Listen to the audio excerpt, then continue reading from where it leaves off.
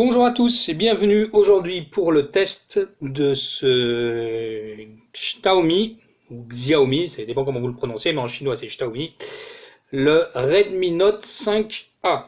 Alors, c'est un peu une exception ce téléphone par rapport à ce que je commande d'habitude, puisque comme vous l'avez remarqué, je téléphone des milieux de gamme. Là, c'est suite à la commande d'un ami qui m'a dit, ben voilà, moi je voudrais un petit téléphone pour faire un peu des jeux, des SMS et des appels. Je ne vais pas trop sur Internet. Voilà, je voudrais un petit téléphone et sur un budget de 80 euros. C'est le seul que j'ai trouvé le plus intéressant. Enfin, j'en ai trouvé d'autres, mais vraiment le plus intéressant, c'est celui-ci, puisque vous pouvez le trouver à 80 euros en provenance sur AliExpress par exemple, en provenance directe de Chine, avec, comme cette version-là, la version Global ROM, c'est-à-dire qu'il y a toutes les bandes 4G. Ça, c'est le bonus pour mon pote qui, lui, s'en foutait un peu, mais voilà, au moins, il est tranquille à ce niveau-là. Alors, on va parler un peu des caractéristiques techniques de ce téléphone. Donc, il tourne sur l'avant-dernière version d'Android, qui est la version Android 7 Nougat. Son interface est MIUI, donc ça c'est propre à Xiaomi. Moi c'est pas ce que je préfère celle qui est là-dessus. Je rentre pas dans la polémique, quel est le meilleur ou le plus mauvais launcher. Pour moi le meilleur c'est celui-là, mais c'est mon avis personnel, qui est Apex Launcher. Moi je trouve c'est le plus intéressant, et surtout parce qu'il a le tiroir des applications qu'on trouve ici, voilà, qui nous permet d'accéder à toutes nos applications qu'on n'utilise pas forcément, et au moins ils sont tous là. Sur MIUI, on l'a pas ce tiroir, donc pour moi ça c'est presque primordial. Et puis le dock qui est juste ici, voilà le dock où j'ai mes applis les plus courants. Et puis là après je peux faire des dossiers. Bon là je l'ai mis vraiment les versions les plus simples. Donc sur ce téléphone, on est sur du 5,5 pouces. Ça c'est un classique, vous allez me dire. On est sur du HD, on n'est pas sur du Full HD, bien sûr pour le prix, hein, mais on verra que c'est pas trop pénalisant. Je vais quand même mettre voilà, la luminosité au maximum. Il a un très bel écran quand même, même si c'est pas du Full HD, c'est du HD, donc 720p. En densité de pixels, on est à 267, on est loin des 400, mais on est aussi sur du HD. Voilà. Pour la puce graphique, c'est du Qualcomm Adreno 308. On est à 2 Go de RAM, ce qui est pour moi le minimum si on veut faire tourner un peu des jeux. Et en interne, à 16 Go de ROM. L'appareil photo, donc on est un simple appareil photo. Derrière, d'habitude, la tendance est au double. Là, on est sur un appareil photo à 13 mégapixels. On verra qu'il fait des photos très sympas, surtout en extérieur. Mais ça, chez Xiaomi, on est habitué quand même à de l'assez bonne qualité. Donc là, on n'a pas été trop déçus. Et devant, on a là un appareil photo de 5 mégapixels. La vidéo, on peut pousser jusqu'à du 1080p Full HD, donc ça c'est pas mal non plus.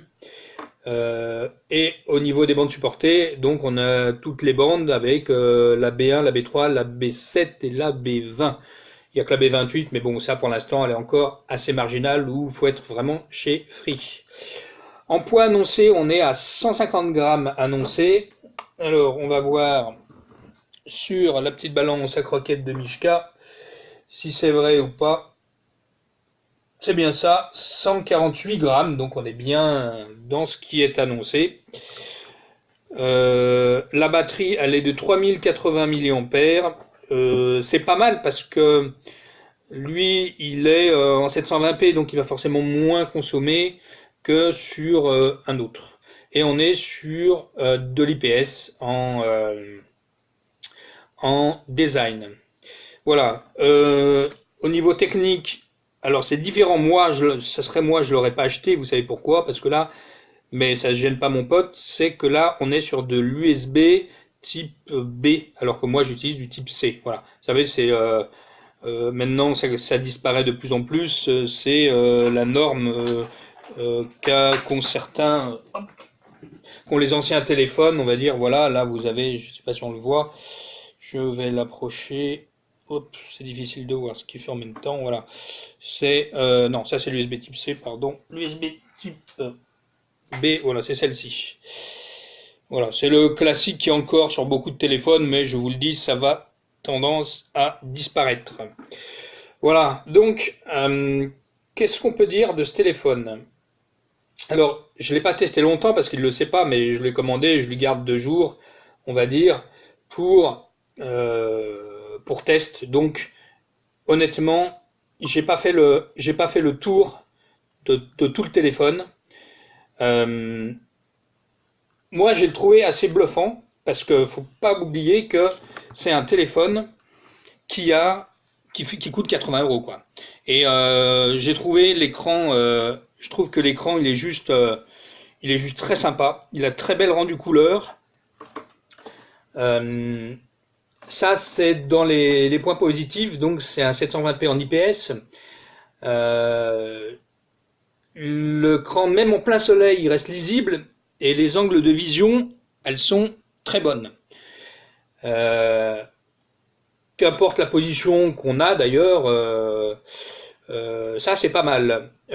Toujours dans les points positifs, donc c'est un Android 7 Nougat, donc ça, tout de suite je suis arrivé, il y a une mise à jour qui a été faite.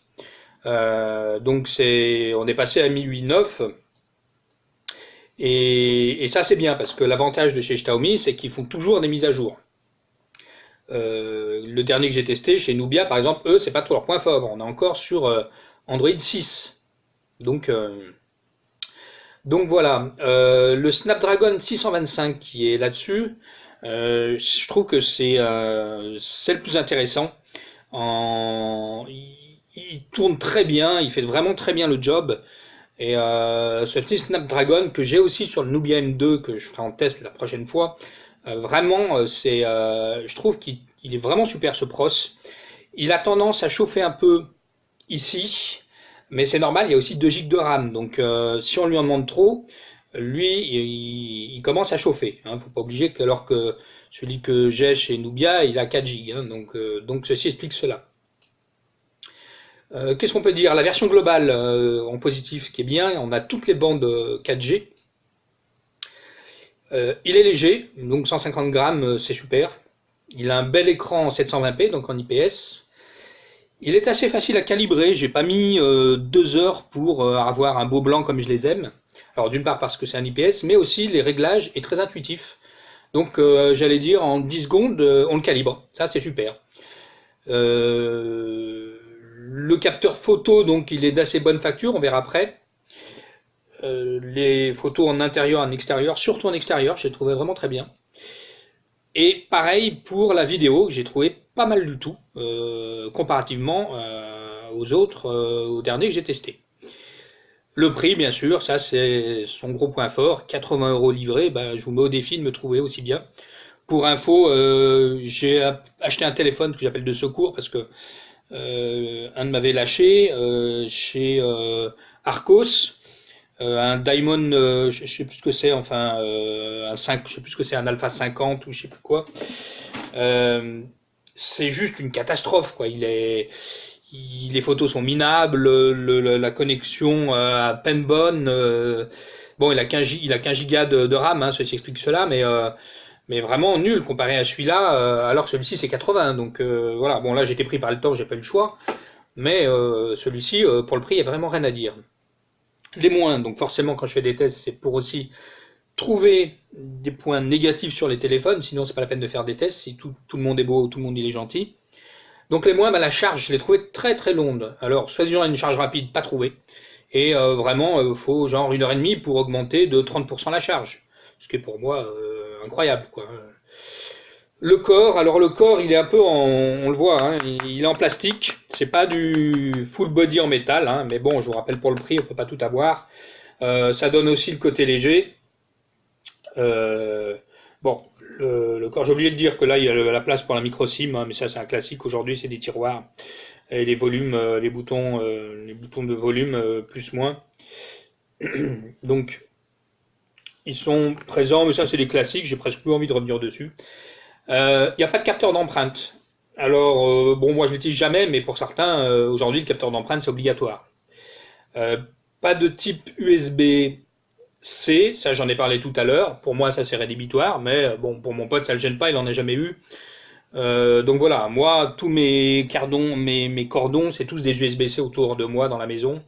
ou même à Lyon, donc je serais emmerdé s'il fallait que je repasse un USB type B. Le son il est plat, c'est-à-dire que le son il est pas exceptionnel, il sature assez vite. Ça c'est son défaut. Niveau sonore, j'ai pas trouvé top.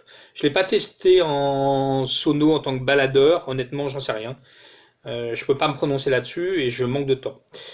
Honnêtement, pour faire tous les tests que j'aurais voulu. Et enfin, c'est bien gentil les ROM MIUI, mais il les livrait avec plein d'applis non désirées. Alors, il faut tous les enlever ou les bloquer directement dans la ROM. Moi, j'aime bien quand c'est des ROM stock très simples et puis on rajoute nos applis et pas supporter les applis livrées avec ou qui sont vraiment tout pourris.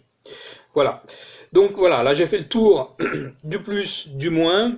Alors au niveau photo, voilà, je vous ai pris quelques photos que j'ai pris en intérieur.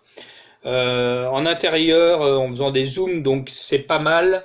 Il y a un peu du bruit quand même autour des photos.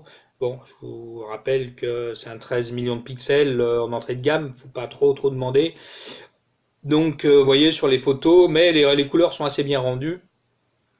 Mais elle manque un peu de précision, voilà, hein, dès qu'on zoome un peu. En extérieur, c'est bien, c'est même très bien. J'ai été assez surpris. Là, c'est assez net.